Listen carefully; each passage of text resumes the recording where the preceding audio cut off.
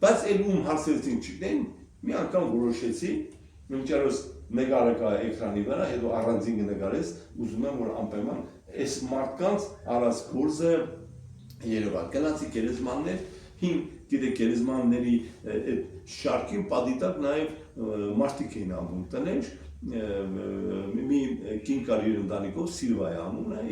երեխաներով միշտ գերեզմաններում աշխատում էին, այդպես ապրում էին, ոնց որ իրանց աշխատանքան գործունեությունը գերեզմանների մաքրելու շինարարության հետ էր կապված, ինձ լավ ճանաչում էր իմ աներանցը, հորաքրոջս եւ այլն,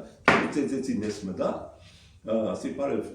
Սիլվա մի հարց ունեմ քեզ տալու, բնական է հրավիրել ճանաչում եմ, ասա համեցեք պարոն Մելիք Սարգսյան, ասա Սիլվա Գյուրջիևի գերեզմանը ման գալիս,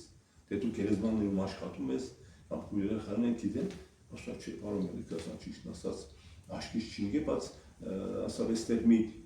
հին բարբեդ կար գերեզմաններում աշխատող,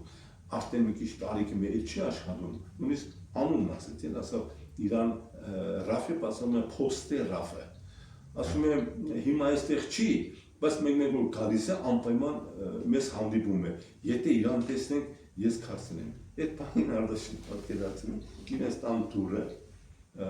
ծեծեցի,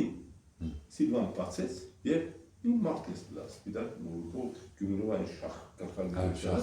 ես դուսա չգիտեմ ով էլի, մենք սիրնասել, վայ, ռավ, ասավ, քո մասին էինք խոսում պարոն Մելիք Սարգսյանի հետ, ես մարդը զարմացա, ոչ մի Մելիք Սարգսյանն են ճանաչում, բնական է մարդուն ասեց, թե քո մասին էինք խոսում, դե ես է բնական է կադոստուպան կապած, հերոսատեսության ռովես տնօրեն, ես քեջ մարդը վախեցա, դες ով է իրանից ինչ է ուզում, բայց երբ բացատրեցին,